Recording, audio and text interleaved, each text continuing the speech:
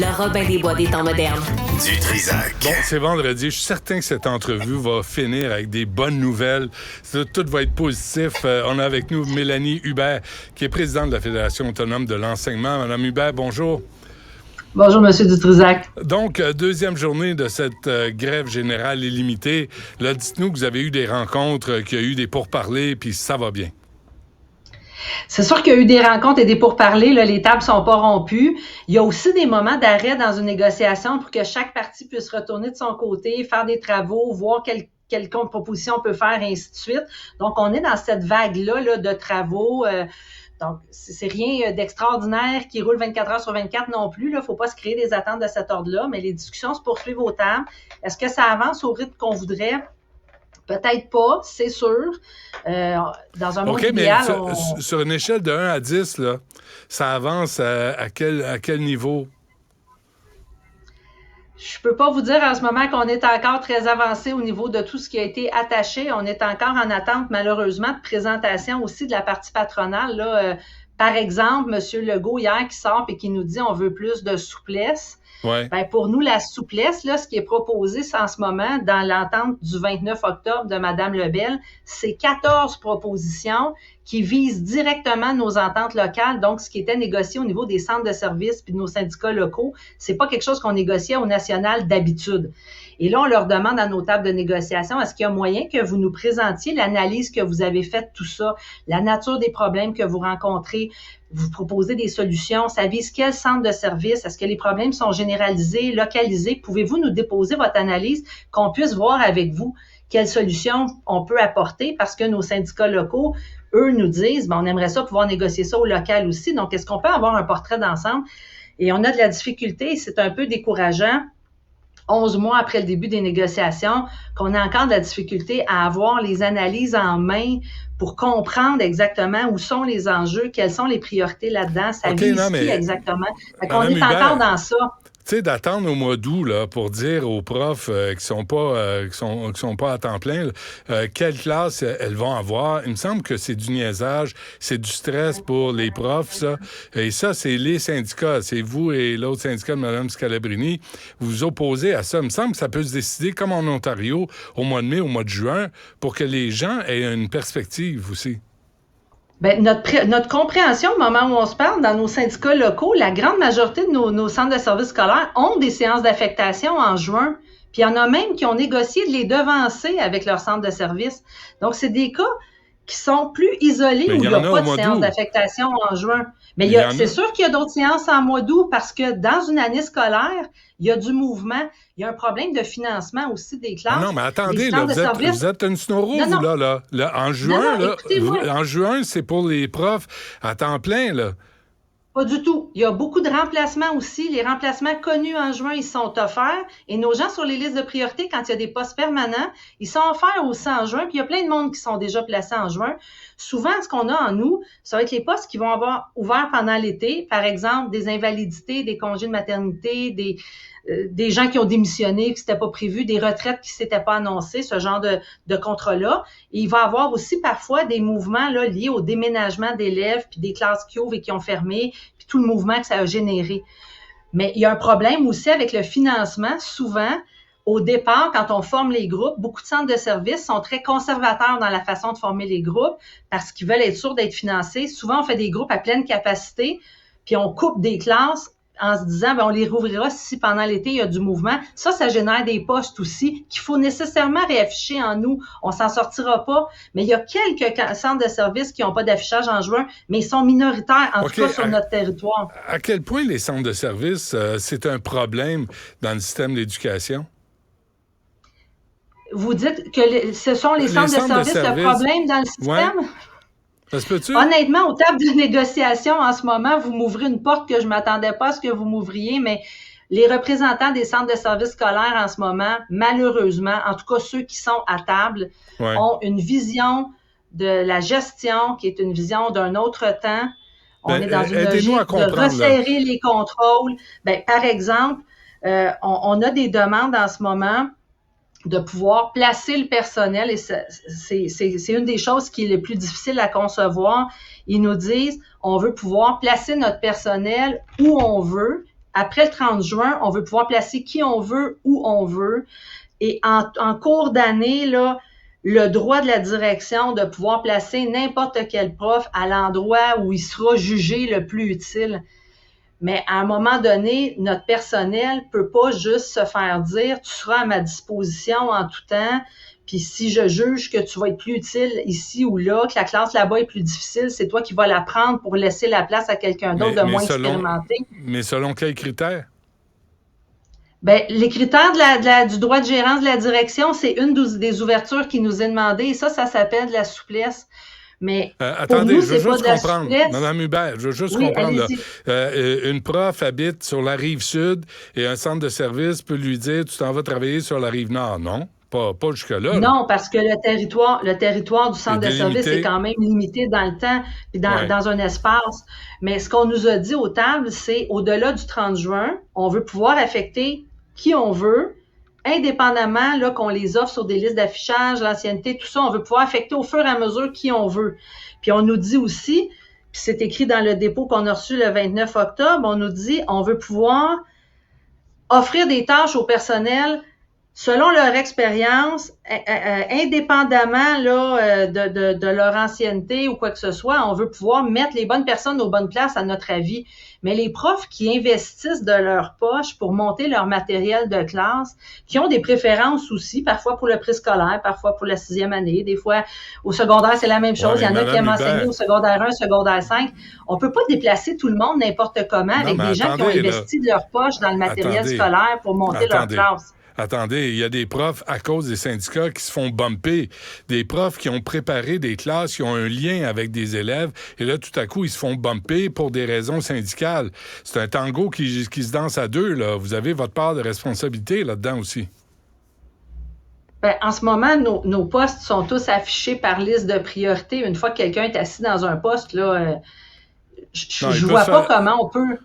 Les seules façons qu'on fait ça, par quand des gens sont en surplus, quand des gens sont en surplus dans une école, effectivement, il y a un principe d'ancienneté qui s'applique, mais en tout cas, ça fait partie des discussions, puis ça, d'habitude, ça se gère au niveau local. Là, le gouvernement nous demande de ramener tout ça au niveau national. Il faudrait uniformiser des façons de faire dans 72 centres de services. Ça sera pas facile de faire ça dans un délai aussi court que de prévoir là, que tout ça pourrait être mis en application pour la rentrée 2024. Ça va être très, très serré, là.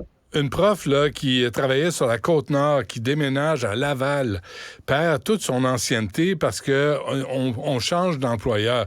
Moi, je trouve que c'est de l'ultime bullshit syndicale parce que cette prof-là a un employeur, c'est le gouvernement du Québec, c'est nous tous qui payons son salaire, puis elle est au service des élèves. Ça va-tu arrêter, cette affaire-là? Ben, ça n'arrêtera pas parce que le gouvernement n'est pas en demande là-dessus. Si vous regardez le dépôt patronal qu'on a, là, du 29 octobre, moi, je vous le demande. Il n'y a pas de demande demande là-dessus. Et je vais vous dire sincèrement, M. Dutrisac, vous parlez de la Côte-Nord qui veut venir à Montréal. Ou je vous dirais l'inverse. Donnez le choix aux gens de Montréal en ce moment de quitter puis d'aller en banlieue où c'est moins difficile. Vous allez avoir une désertion sur l'île de Montréal. Puis je suis pas sûre qu'on sert le système de permettre à tout le monde de déserter puis de s'en aller où ils veulent, puis faire reconnaître leur ancienneté. On est en train de protéger l'île de Montréal avec ça. Oui, c'est peut-être le choc dont le système a besoin aussi, là. Si les profs quittent l'île de Montréal, on va peut-être revoir comment ça fonctionne à Montréal. On va peut-être arrêter de se satisfaire de ça. Monsieur Dutrisac, on peut pas se contenter de dire ça prendra un pont de la Concorde, puis quand il y aura plus de monde à Montréal, on ramassera les pots cassés. Il faut quand même trouver des solutions plus porteuses que ça pour les écoles. Mais ça va pas bien, vous avez tout à fait raison. Ça va pas bien, alors ça prend quoi? M. Dutrisac. Non, je le sais, je le sais.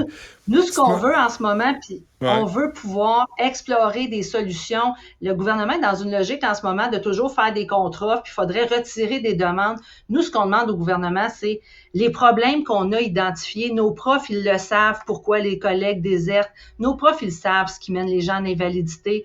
Est-ce qu'on peut les regarder, ces problèmes-là, Puis si nos solutions sont pas les bonnes, qu'est-ce qu'on peut faire pour amener de l'air aux profs? Et c'est ça qui est très long aux tables en ce moment. Puis nos membres s'impatientent, puis c'est pour ça qu'ils sont dans la rue. 2-3 affaires. Je vous amène ailleurs, Mme Hubert, là, tu sais, puis là, on annonce, Jean-François Robert, je dis, on a fermé le chemin Roxham, puis là, tout le monde passe par, les réfugiés passent par l'aéroport de Dorval, puis ces enfants-là, il faut en prendre soin, ils se ramassent dans vos classes.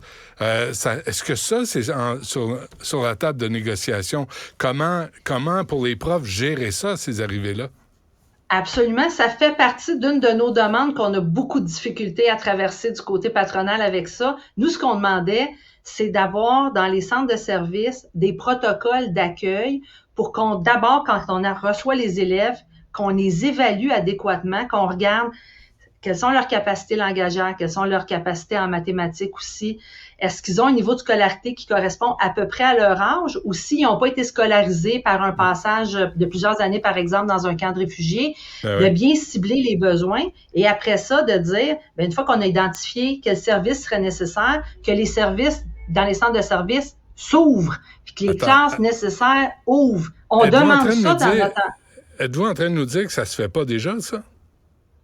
Vous avez bien compris, ça ne se fait pas partout dans les centres de services scolaires de la FAE. Et quand on demande, pour régler le problème, de créer dans la convention collective une obligation que ça se fasse, l'employeur nous répond, on a besoin de souplesse, on n'en veut pas d'obligation. Mais le problème, c'est que quand il n'y a pas d'obligation, souvent, ça se fait pas. Puis je vais donner l'exemple, dans la région de Québec, il n'y a pas de classe d'accueil. On mise sur l'immersion. On dit aux enfants de l'accueil, on vous intègre en classe régulière, puis là, parce que les autres parlent français, par la force des choses, ils vont l'apprendre. Donc, on répond pas aux besoins de ces élèves-là. On n'aide pas le prof non plus, qui n'a pas une formation d'enseignement français langue seconde. Les élèves d'accueil ont un programme adapté quand ils sont dans la classe d'accueil. C'est pas ce programme-là qui est appliqué en classe régulière. Ça crée une surcharge pour le prof. Puis le temps qu'on explique à cet élève-là, je m'appelle, tu t'appelles, c'est une chaise, ton cahier, et ainsi de suite. Les autres élèves autour... Vous comprendrez qu'on fait ce qu'on peut. Alors ça fait partie en ce moment des choses qu'on réclame. Puis quand on dit, on est aussi à la défense de l'école publique et ça va rendre service aux élèves, je pense que l'exemple des enfants issus d'immigration, c'est un exemple très concret que les profs, ils se battent pas juste pour eux, mais ils se battent aussi pour la qualité des services qu'on offre à tous les enfants du Québec. OK, là, Mme Hubert, vous me connaissez. Là, c'est le moment où je vais être déplaisant avec vous. Là. Regardez bien ça. Là. Allez-y, j'étais prête, je m'y attendais. Là, vous n'êtes pas fine de me dire ça. Vous avez 60... non, vous nous avez déjà traité de crinqués. Je m'attendais à rien loin de votre part. Avec Sylvain Mallette, Sylvain Mallette, c'est un crinqué, excusez-moi, là, mais je ne reviendrai pas là-dessus. Mme Hubert, on n'ira pas là. Vous avez 66 000 membres, hein? Et il y a un de vos membres qui nous a écrit hier qui disait on paye entre 1000 et 1400 par année cotisation syndicale. Et là, ça fait, au bas mot, 1000 fois 66 000, 65 millions. Vous n'avez pas de fonds de grève. Où sont allés tous ces dollars? Où vont tous ces dollars? C'est une excellente question. Faudrait d'abord que ce membre-là s'informe au niveau de son syndicat local, évidemment, parce que chaque syndicat rend des comptes à ses membres dans les assemblées. Les états financiers, par la loi, on est obligé de les déposer aux membres. Mais la grande majorité des cotisations syndicales, je pense, je peux parler au nom de tous, mais même chez nous, c'est des services, notamment d'avocats, de recherche, de monter des dossiers. Ça prend des gens libérés pour faire des interventions dans les centres de services ou des gens comme moi au niveau national qui font des interventions au niveau du gouvernement. C'est essentiellement des services qui retournent aux membres. 65 millions, Mme Hubert, ça crée au bas mot. Les frais d'avocat, il y a des membres qu'on accompagne dans des litiges au niveau de leur invalidité, au niveau de congédiements qui sont parfois abusifs, des mesures payé combien? Vous avez dépensé combien en avocat pour contester la loi 21? Ça, c'est une connerie de la FAE. Ça, c'est crinqué. Vous avez mis combien d'argent là-dessus? C'est votre opinion, monsieur. Oui, je le sais bien. Je le sais que c'est mon opinion. C'est sûr que ce sont des frais, mais pour nous, on défendait le droit au travail de tout le monde. Je n'ai pas les chiffres exacts, mais c'est sûr, on ne se le cachera pas. Aller en cours supérieur, là, on peut chiffrer les demandes. je vous répondrai pas à ça. J'ai pas le chiffre, fait que je voudrais pas m'aventurer parce que ça s'est étalé sur plusieurs années. Mais vous avez raison, ce sont des grandes dépenses, je vous le concède. Mais c'est ça, défendre les droits des gens. Est-ce que c'était un bon jugement de mettre de l'argent là-dedans, une loi qui a été dûment votée par l'Assemblée nationale, mais vous n'avez pas de fonds de grève? C'est le fonds de grève, c'est le choix que les membres ont fait à l'époque. Puis quand on leur montre concrètement ce que ça veut dire, les gens s'imaginent parfois qu'avoir un fonds de grève, là, c'est d'être payé son plein salaire pendant qu'on est en grève. Non, mais on parle d'une compensation financière pour le piquetage. Là, souvent, c'est 75-100 $ par période de piquetage ou quelque chose comme ça, dans les syndicats qui en ont. Ouais. Puis si on fait fois 50 000 personnes, là, ça prendrait un fonds de grève faramineux pour réussir à être capable de soutenir là, plusieurs journées de grève en ligne. Puis nous, quand on le regarde, on n'arriverait pas à constituer une cagnotte comme ça sans passer par des cotisations spéciales. Puis c'est pour ça qu'on dit aux membres depuis plusieurs années, faites-vous votre propre fonds de prévoyance. Puis comme ça, si vous n'avez pas à l'utiliser, parce que ça arrive des négos où on ne va pas en grève, c'est arrivé en 2021 où il n'y a pas eu de conflit de travail. Pour nous, ça retourne aux membres directement, puis ils n'ont pas cotisé à de l'argent, qui n'auront pas revu la couleur parce que le fonds de grève n'aura pas servi. Fait qu'on est aussi dans cette logique-là. C'est des choix qui ont été faits. Là. Il y a pas de... ces décisions-là se prennent collectivement aussi là, à travers nos instances et dans chaque syndicat local. Mais bref, c'est autour de 65-70 millions les revenus en cotisation syndicale pour la FAE. Puis là, pas pour la FAE, je vous corrige. Les syndicats locaux, alors je donne un exemple, ça dépend de chaque syndicat local. Certains profs payent peut-être l'équivalent d'à peu près 1 000 $, 1 200, 1 300 à leur syndicat local. Et il y a une fraction de ça qui retourne à la fédération. Mais nous, on n'a pas un budget de 65 millions, là, je vous corrige. On a une portion de ça.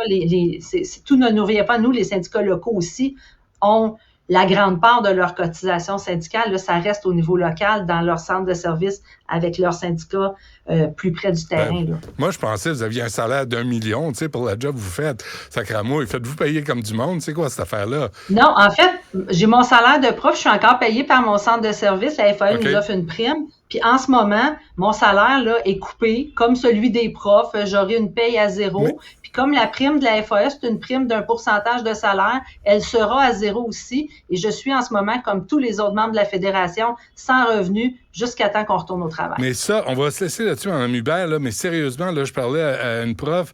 Là, vous n'avez pas de revenus. Vous avez quand même des comptes à payer comme tout le monde. Combien de temps vous pensez tenir le coup? Les fonds de prévoyance sont aussi organisés au niveau de la fédération et dans les syndicats locaux pour être capables, évidemment, de se priver des cotisations syndicales le temps que ça durera. Mais vous comprenez, c'est pour ça qu'on fait pas ça de gaieté de cœur personne, là. C'est pas du caprice d'être dans la rue aujourd'hui. C'est sérieux pourquoi on est dans la rue. Ça aura des conséquences sur les membres, mais sur les syndicats locaux, puis même sur la fédération. Vous avez raison. Mais vos profs, là, vos profs, ils ont des comptes à payer, ils ont des familles. Vous ne pourrez pas tenir. Ben, vous aussi, moi aussi, sincèrement, là, vous ne pourrez pas tenir éternellement, là. Non, puis on ne pense pas que le gouvernement a intérêt non plus à tenir éternellement les écoles fermées. Donc, on espère que cette pression-là ultime qui s'exerce depuis hier va porter fruit, va amener du changement dans le fonctionnement des tables. Puis en attendant, de notre côté, bien entendu, on est à la recherche avec nos membres de comment on va relancer cette négociation-là, puis comment on va la porter plus loin, parce que l'objectif, ça reste d'avoir une entente. C'était pas de prendre la rue puis d'y rester indéfiniment. L'objectif, c'est d'améliorer les choses dans le système. Là. C'est clair que c'est là-dessus qu'on s'en va. Pour les profs, mais aussi pour les élèves, pour les enfants. Hein? Absolument, définitivement. Et c'est ça le message qu'on voulait porter dans la rue hier. Et il y avait énormément d'appui des citoyens, des étudiants universitaires, de la classe politique. Il y avait beaucoup de monde dans la rue avec nous, pas seulement des profs. Et c'est ça que les gens ont compris. Puis ça nous rassurait un peu que les gens comprennent que ça allait beaucoup plus loin que les simples conditions des profs, mais vraiment la qualité des services qu'on donne aux élèves, c'est de ça aussi dont il est question en ce moment. Mélanie Hubert, présidente de la Fédération autonome de l'enseignement, merci d'avoir pris le temps de nous parler. Bonne chance. C'est toujours un plaisir. Merci beaucoup, M. Dutrisac. Au revoir. Bonjour. L'émission de Benoît